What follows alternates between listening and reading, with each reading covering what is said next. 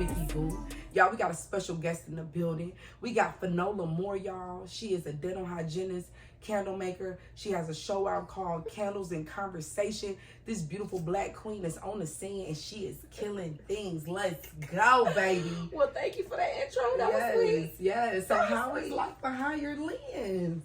That's life behind my lens. That's a good question. I'm gonna use the word electrifying. Wow. I'm gonna use that because it all depends on in my eyes at least, I guess it all depends on your environment outside. It affects how you feel on the inside, and it affects how you project what's going on the inside of you to the outside world. So yeah, electrifying. It's electric. Bye-bye. That's seriously. Yeah. So tell me more about Candlelicious. Like, how did it start? What is Candlelicious? What is your brand? I want to know everything. Okay. So, it all began in 2015. I was a college student. I was broke. Okay. I love to clean my house and I love to light candles while doing so. And of course, like I said, I was a full-time student, didn't have a lot of money, and just couldn't afford a candle at the time. And I said, you know what?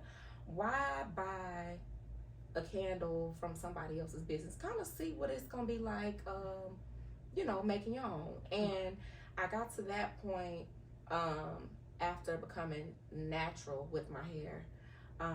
I just admired the natural girls, the look, the beautiful ambiance that they gave off, and I said I wanna try that. So I started the natural hair journey, and like I said, in the midst, I was in school and couldn't afford a candle, and that's how Candlelicious began.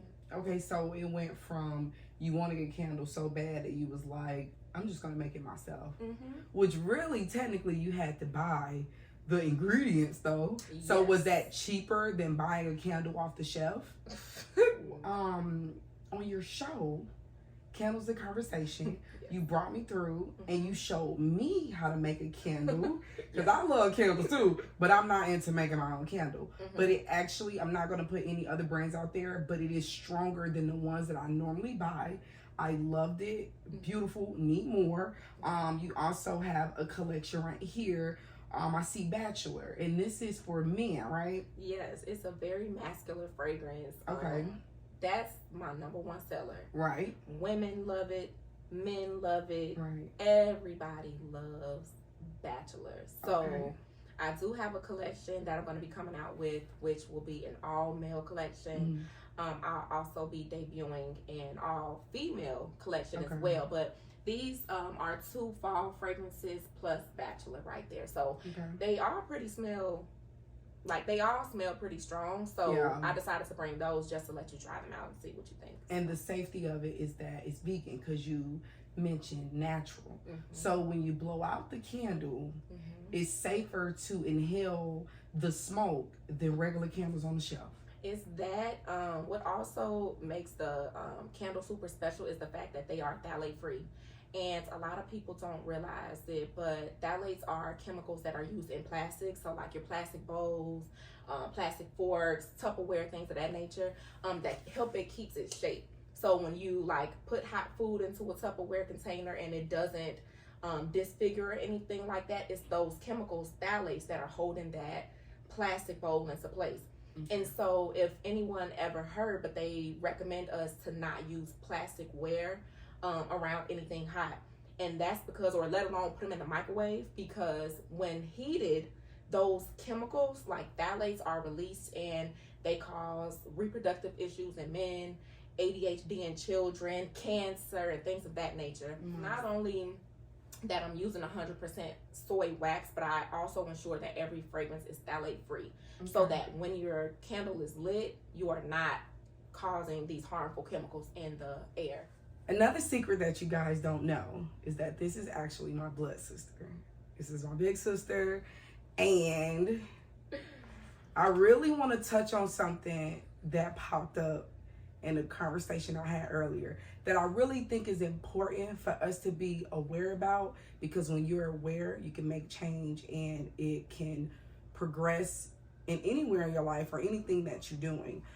So let's get into this. Let's get into it. All right. She doesn't know what we're about to talk about, right? But okay, let's see how we can bring this in. Okay. Now, being the fact that we're family, right? Okay. You hear the term generational curses in families, right? Have you noticed one in ours? Have I know? A repeated pattern that is unhealthy, that has trended along. Yeah, a few. Just like every other family. Let's name one. This is for family, for people all over. Because this is incredible what I discovered. Oh, as far as the women, it's a few on the women's side. Okay. I will for sure say that we are some damn strong women. Like strong-minded, very independent. In today's world, I see that as a pro, honestly. I think we have a very short, how do you call zero bar for nonsense, I guess I want to say. Okay. And that plays into that as well. Now that can a little bit be a con. Okay. I think. I love that you brought that up, because now I just learned something else new as far as getting the epiphany that there can be more than one generational curse. Now, what I noticed, Family Feud. Okay. Right. So if you look back, we already know that Mom and Sylvia, Auntie Sylvia, didn't get along, and then it went from they did. No, they were very, very distant. Okay. When they did talk, they got along, but it didn't. The sisterhood was not as strong as the beef. The beef was more bigger. We were separated. We played with our cousins, and they didn't talk to us about it. But you saw the segregation in that area. Then you have Uncle Chuck and Uncle Caesar, and then you had Grandma and Willie, and then me and you. We have our differences. Yeah. Now, no family is perfect. Right. People disagree. Yeah, everybody in the world, friends, family, relationships, cool. But I feel like the strongest generational curse in our family is I don't even know what to call it, but the turmoil between family members. Like in different families, it's molestation that go on, that carries on, triples down the generations, and then abuse, all type of stuff. And I wanted to talk about that today, because if people would be aware and sit back and recognize, like, hey, what's going on in my family that I see as a repeated pattern that I can work on to change for my future family, and don't, carry that on, they can beat that generational curse and keep out a lot of trauma, a lot of unfortunate situations, mistimed and missed memories and things of that nature. Some pros and some cons there. Yeah, I see that. I just thought it was very interesting, because I never knew what ours were, besides like we're so strong that we feel like we don't need a person to help us. And I thought it was like the relationship world growing up, not really seeing two entities together, married and carrying on a long relationship, a foundation, to learn from. I feel like that was the generational curse. And then I realized there was another one. And so when you look back at these things, again, it's really only to make sure you're correcting your life and your circumstances that best fit you, and not out of fear or different situations that happened in the past for other family members. Right. You have to direct your own path by knowing who you are individually, and not looking at the family as a whole. Like, oh, the women in my family don't do this and don't do that. Right. You can't place that on you because you're a different person. Anyway, can you let the people know where they can find your candles if they wanted to purchase it? Sure. I do have an Etsy store. And hopefully I can give you the information to have the links below. Yes. It's gonna be Candlelicious on Etsy. And then for my socials, I do have a Facebook page, which is @Candlelicious, and then my Instagram page is _Candlelicious_. So IG is @_Candlelicious_, and then Facebook is just @Candlelicious. So I have candles, I have incense, I have wax melts, spray. I also have the show now. It's not a podcast, it's a show.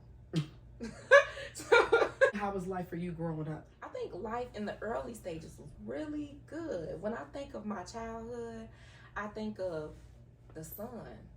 I think of when we lived in Mississippi and things were just great. It was good. Yeah, things were really, really good, and I think that plays a really big role into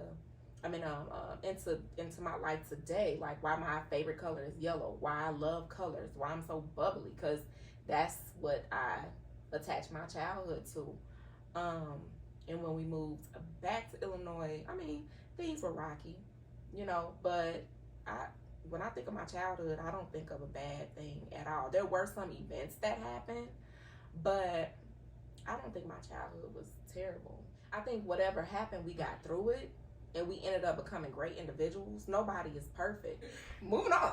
You said you're a single mom. Girl, number 4, I have a 14-year-old and a 2-year-old. Okay, cool. A big gap. She's definitely, I keep thinking 12, but time is just flying. It's flying. So the older the kids get, the older we getting. So yeah, she's 14. But it's like we don't even change. They're the one that you can see physical change and stuff. And they probably say that about us. Kalani probably look at us like, dang, they getting old. You know what I'm saying?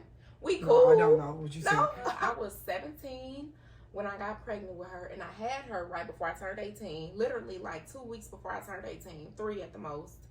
And we grew up together. Wow. She, you know, we went through some hardships together, but I don't think our hardships were terrible because we made the best of it. Yeah, you actually finished school, honor roll student. I did. I finished up high school with straight A's, and I put myself through 1 degree. I put myself through a 2nd degree. I'm working on a 3rd one now, and in hopes of obtaining the 4th one, which will, I'm not going to say the ends, but that 4th one I'm looking forward to law school. Yeah, so I mean, I did have a child young, and I went through hardships, but I think it made me who I am today. Well, there you have it. We have the life behind the candle maker, a dental hygienist, single mom, on the stride, killing the game. Thank you so much, Fanola, for stopping by. You're welcome. We truly appreciate it. Thank you. So I will put all her information where you can find her, and you guys can go from there and get you a candle because mine smells good.